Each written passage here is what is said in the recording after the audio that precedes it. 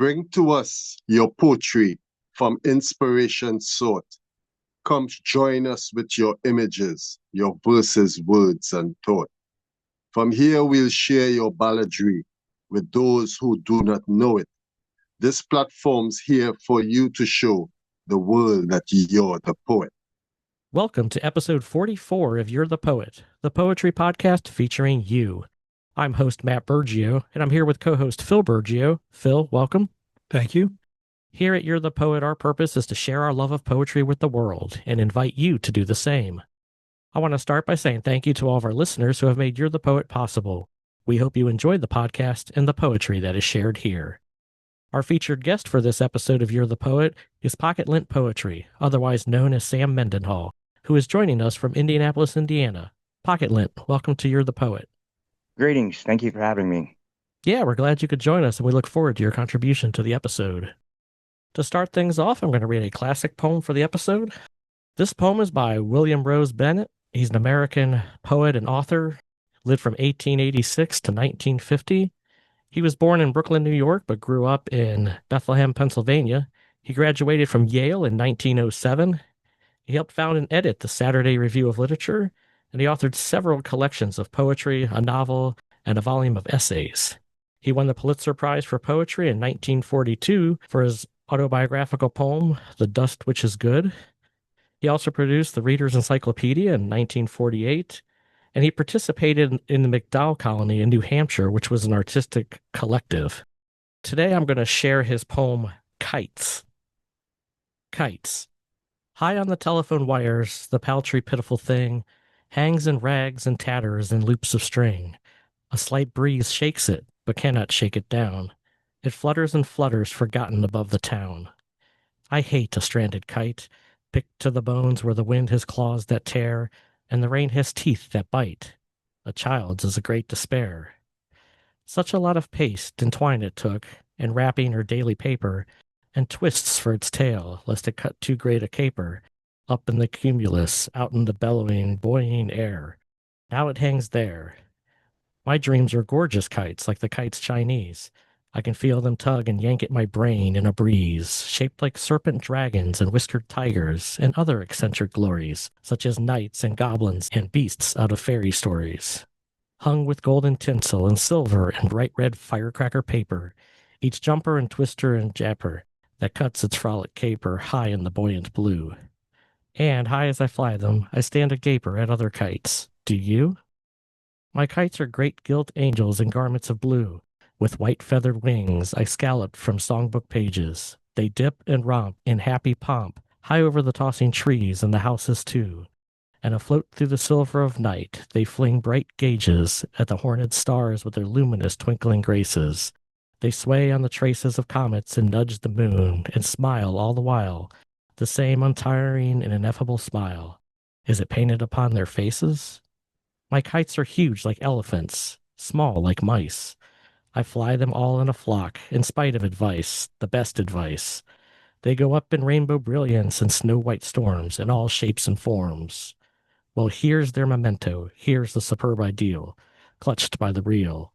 That frail little skeleton flutters between the wires, till the eyesight tires. I turn to go, somewhat dashed, you know. But regard that bright bulge of gold-lit glory that soars o'er those roofs so white. Get a golden cord. I must have that cloud for a kite. William Rose Bennett. It reminds me of my childhood with kites, because inevitably, living in the city, one of your kites is going to get hung up on something. And I remember my father could fly a kite in a vacuum. He was fantastic at flying kites.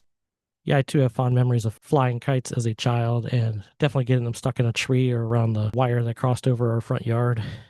And I like here how Bennett weaves his dreams and aspirations and kind of uses that analogy of kites to talk about his dreams soaring up there in the clouds.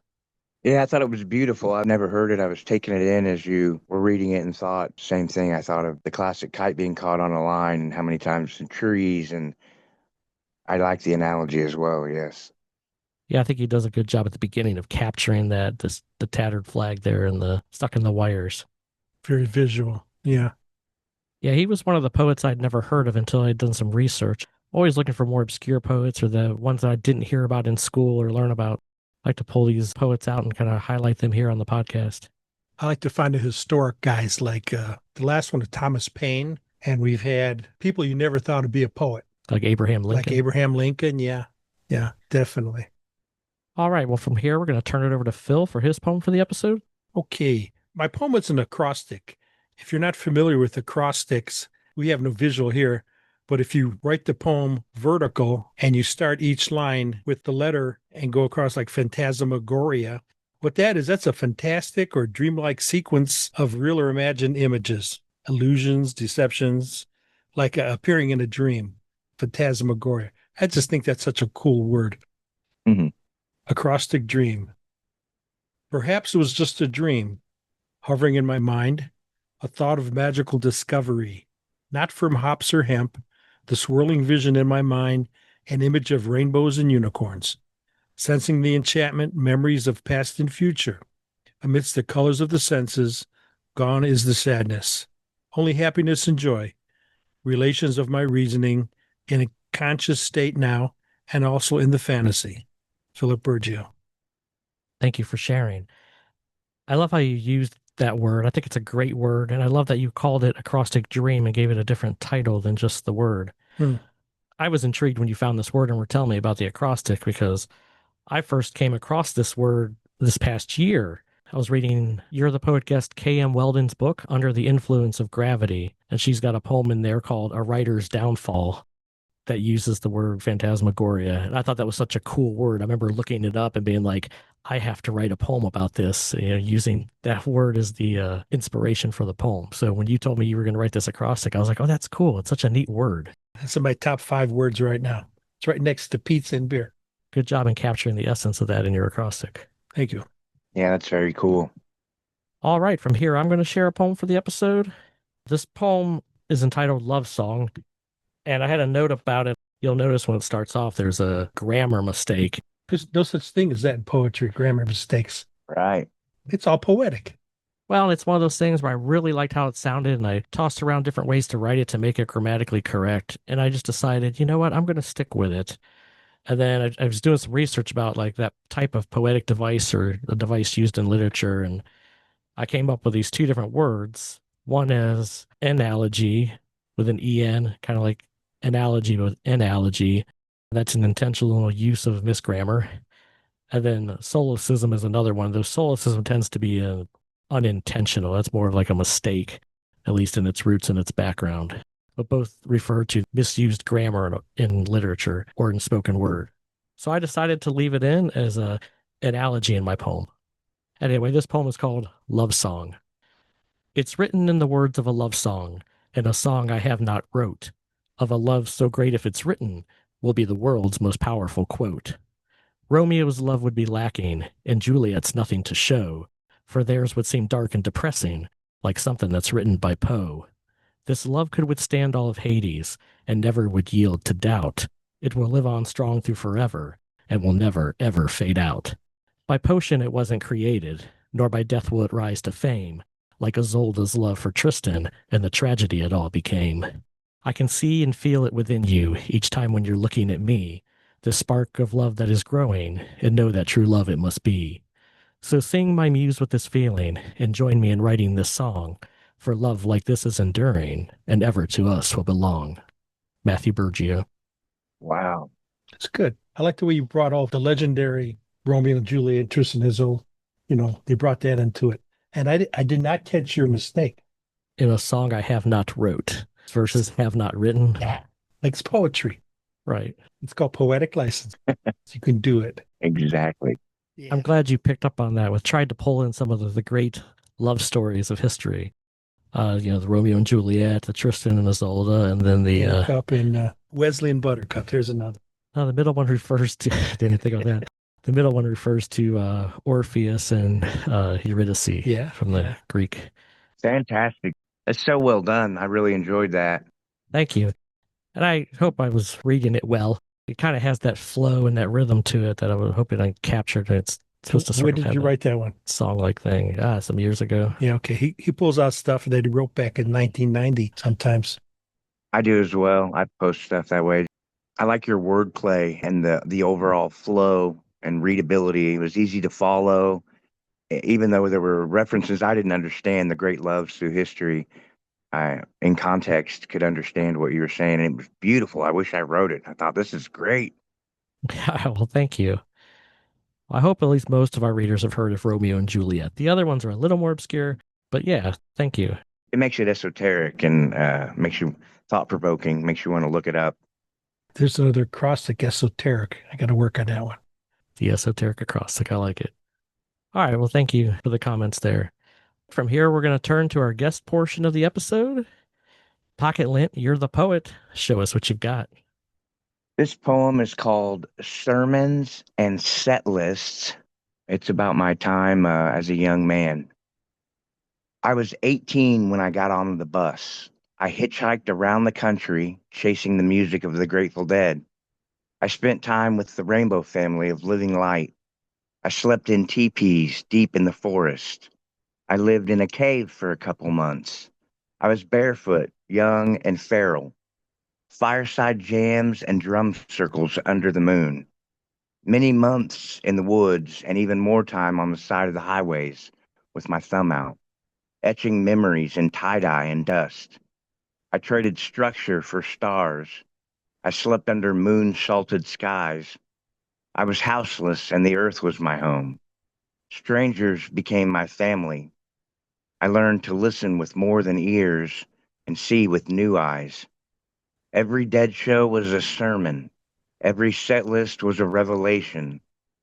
Jerry's guitar took me by the heart and guided me around this beautiful land. Time got stretchy, love got loud, and the road never asked for more than I had. Just that I'd be there, open, alive, and ready to dance when the moment called. Pocket Lint Poetry. Get images of the late 60s and early 70s. Definitely. Phil can relate to that more than I can because he lived through all that. You have some great lines in here. I loved a lot of the lines and even phrases like the moon salted skies. Thank you. And then great little line there, the time got stretchy, love got loud, and the road never asked for more than I had. Those are some great song lyrics. Great. Which obviously a lot of song lyrics are poetic and poetry, but that was such a great line there.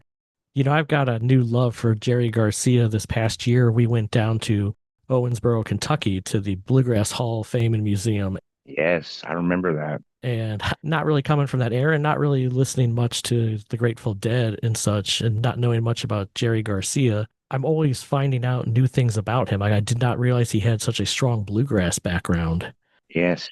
And then a couple years before that, I was up at the Rock and Roll Hall of Fame, the Rock Hall in Cleveland, and they had a digital art display of Jerry Garcia's art.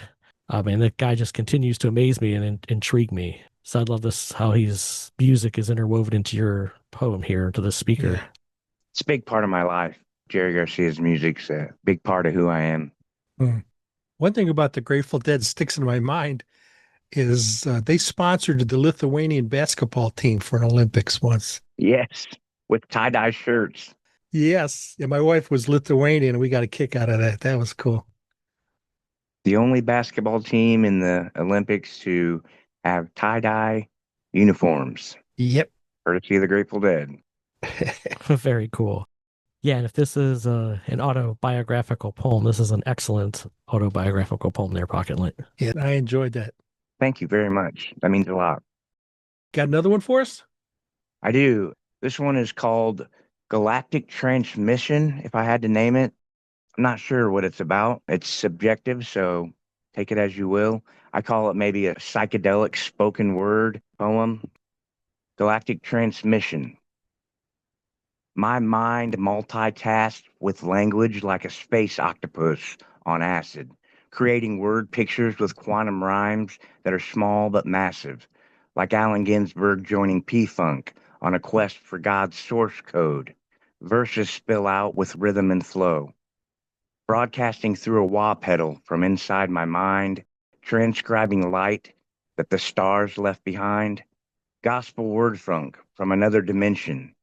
Free flow thought in astral suspension, fueled with love and focused intention. free from a mind without apprehension, reaching you through poem and pulse, beyond the veil of anything false, dusty, dreamy, strangely divine, planting poetic galaxies one stanza at a time. Pocket Lint Poetry. Very nice, man. A lot of great imagery in there. That was phantasmagoria.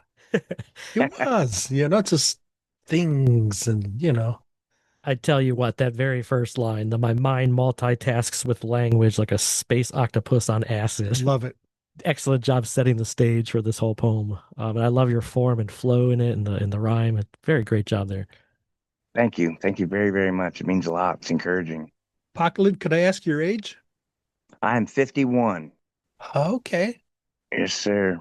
Going on like 35 in some ways and 78 in other ways.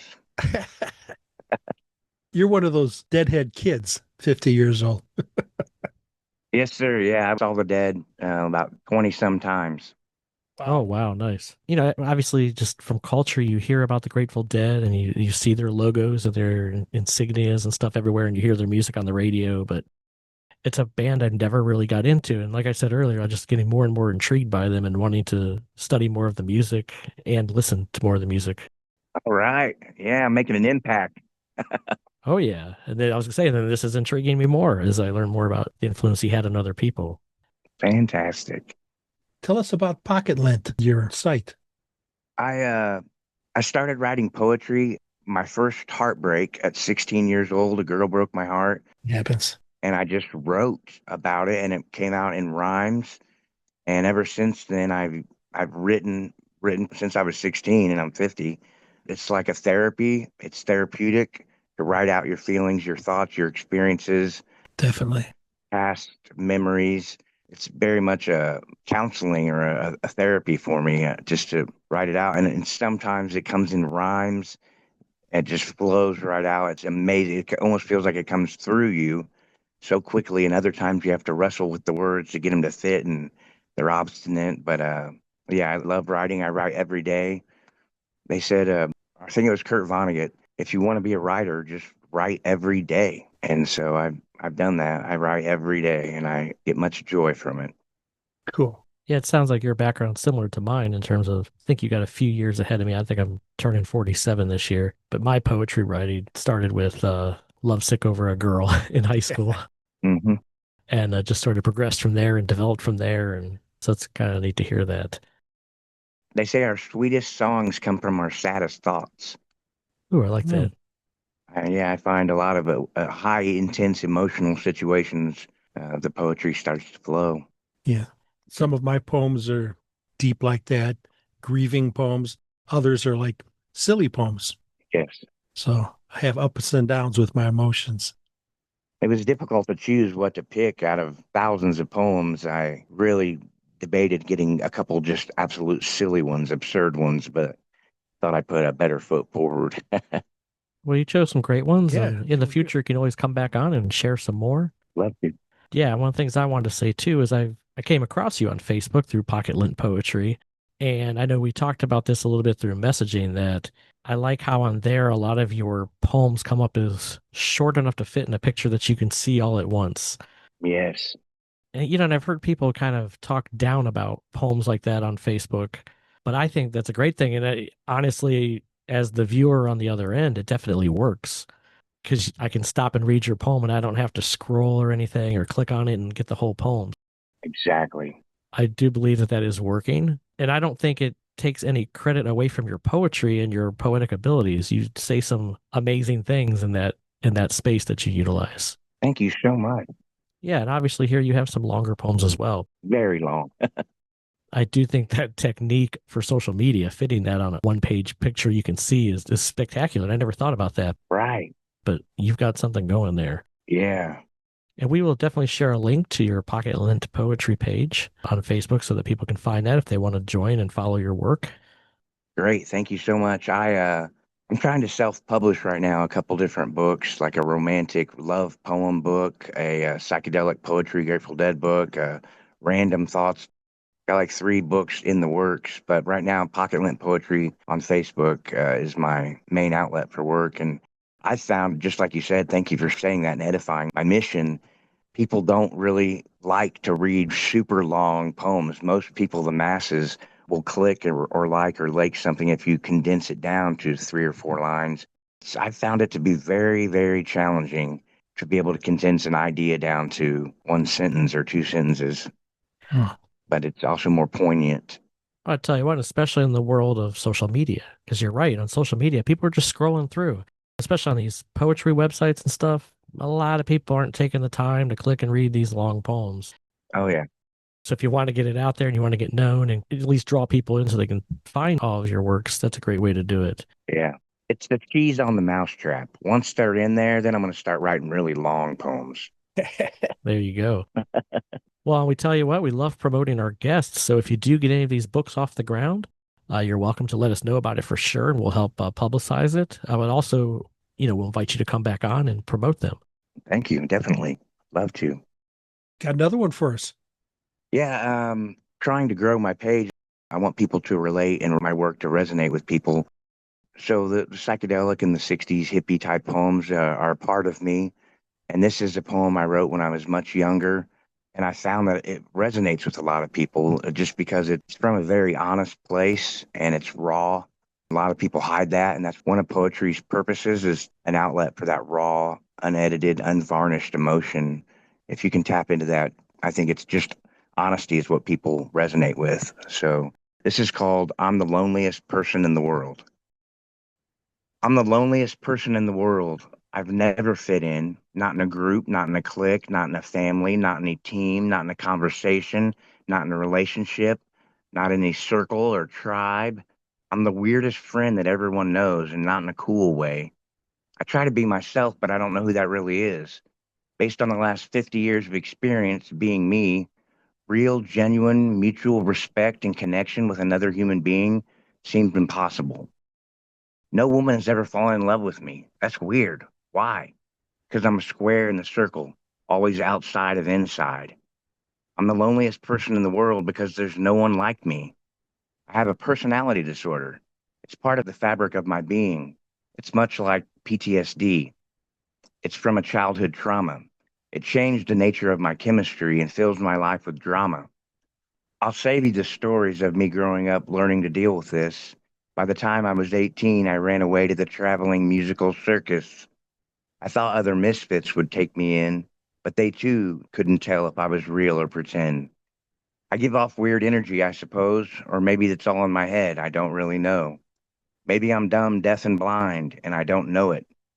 I love people, but don't really know how to show it. So I'll just die alone, forever a misfit and a pseudo poet. Pocket Lint Poetry. All right, thank you for sharing. Another autobiographical style poem, and I really like that. I like that always just outside the inside. I thought that was a great line. Yep, I was going to comment on that. Yeah. I think a lot of people can relate to that feeling of being outside, being lonely, feeling like they're the only person in the world that feels that way. This was kind of a teen angst type of thing, but I think we can all relate to it in some way or another. Oh, totally. And I think that lends itself especially to a lot of poets. Sometimes I think what makes a lot of us poets are these types of situations, because we find poetry as a great way to express what we're feeling inside that maybe no one else is listening to, or maybe we can't express in any other way. Agreed. We've had a lot of that from our guests where they talk about that's how they get their emotions out, is through poetry. Yes, 100%. That's an example of a longer poem. It's not good to validate your art or your work through likes and comments, but it's very easy to do on social media. And the poem that got the most traction of anything and the most comments, whether it was good or bad, was one line, and it was just poets write their feelings down on paper and call it poetry. Huh. That was the end of it. And but that invoked a lot of reaction because people were upset, very upset. About what? Probably saying it's not poetry because it's so short. Well, you're a poet yourself when you're just writing your feelings down and calling it poetry. It's tongue in cheek. Of course, everything we write down is poetry. I think art, life, your dress, the way you talk, everything is poetry. So it was kind of just to evoke emotion and reaction out of people. And boy, did it. I think I remember seeing that online, actually.